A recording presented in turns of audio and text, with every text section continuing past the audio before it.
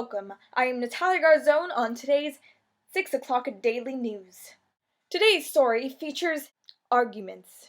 Today at 1 p.m., Laura Fallow discovered an unusual package laying at the step of her doorstep. This package contained something quite out of the ordinary. Sent by an anonymous source, this package might as well be called one of the greatest discoveries of mankind. Arguing. We've all done it. And some of us aren't proud of it. But how do you know when the person you are arguing with is telling a valid or invalid argument? Well, now your questions will be answers in today's story. Finding fallacy. Is this thing on? Oh, okay. Anyway, it all started off thinking it was a mere joke.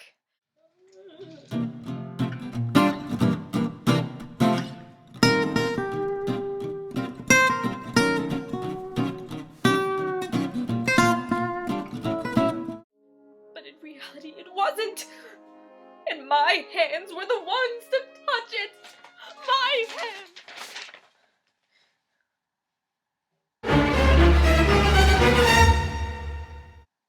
Oh my god!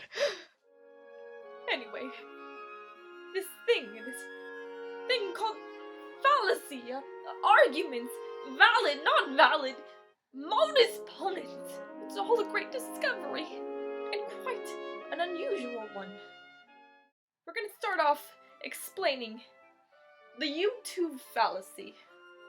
It is a fallacy that responds to someone's argument being wrong based off of their actions. Here's a clip. Megan, don't you have homework to do? Mom, don't tell me what to do with my homework. You never even went to college. That fallacy includes making fun of someone, kind of in a hypocritical way. Almost like ad hominem. Ad hominem means against the person. This fallacy rejects the claim by attacking a person's personal trait, making that the argument and not the argument itself. Kind of like when people tell me that I shouldn't be a lead scientist because I'm a little weird. And let's face it, a little bit emotional and dramatic, but I don't see them being that way, so what makes them better than me? Double fallacy. Here's our next clip. Where'd you put Mr. Snuggles? Oh. Better tell me where it is, or you don't feel the wrath of my fist! Did you have problems? Fallacy of false dilemma argues that there is only two solutions when faced with a dilemma. Isn't that right, Mr. Snuggles? If a person ever commits this fallacy, just know that there is a definite error in their reasoning. Who ate the cookies?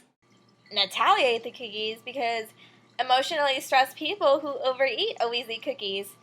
And Natalia's one of those people, so... I don't know where to eat my feelings.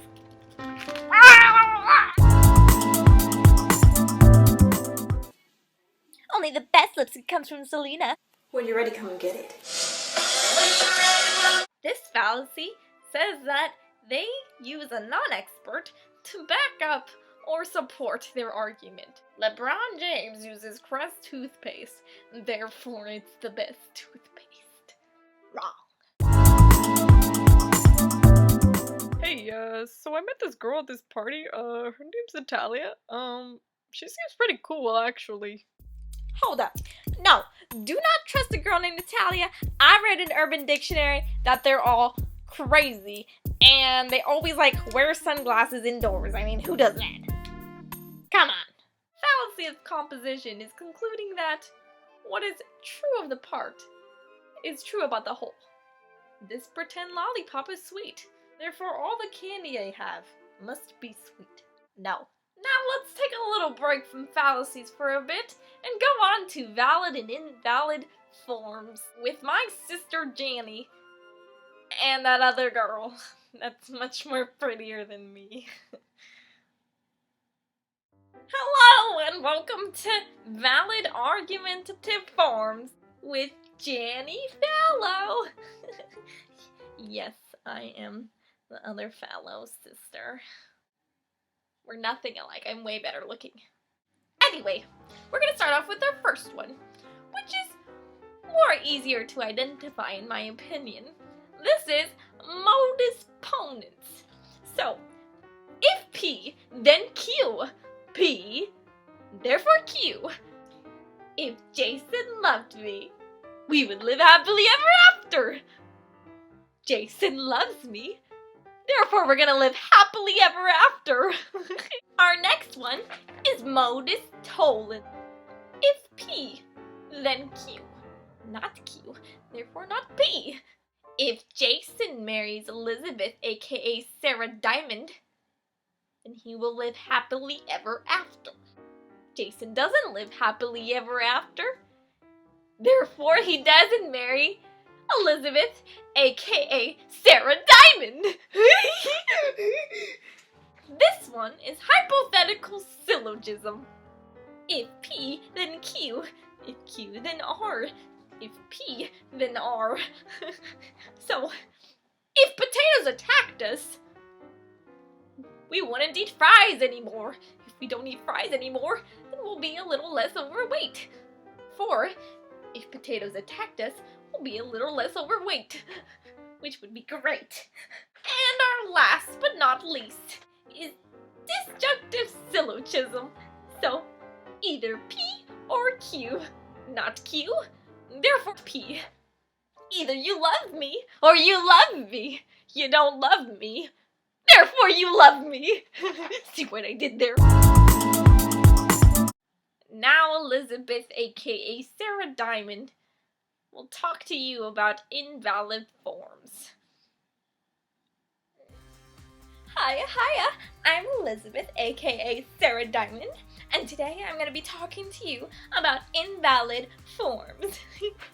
Our first one is denying the antecedent. If P, then Q. Not P, therefore not Q. If Janny Fallow had a life, then she would be cool. Janny Fallow doesn't have a life, therefore she's not cool. And our last one is affirming the consequent. If I am pretty, then I'm the queen. I'm the queen, therefore I'm pretty. So bow down to me, peasants.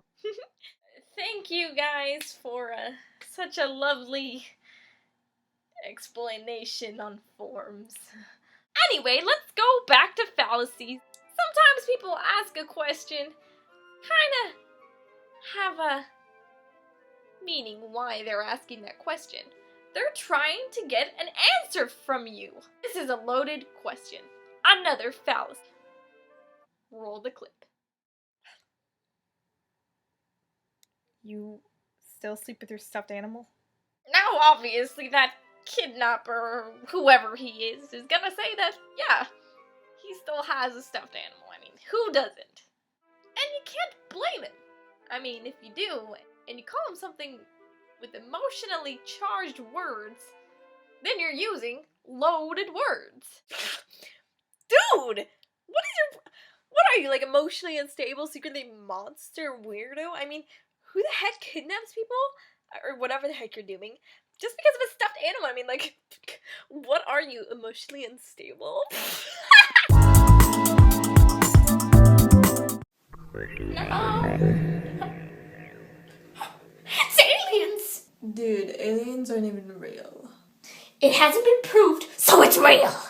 Appeal to ignorance is arguing that because a claim hasn't been proven false, it's bound to be true, which is a fallacy.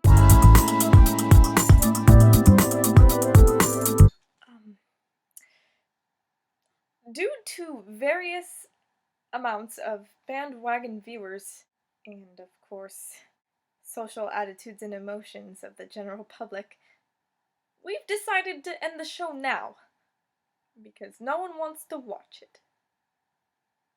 So, Until tomorrow's 6 o'clock news. This is Natalia Garzone signing out.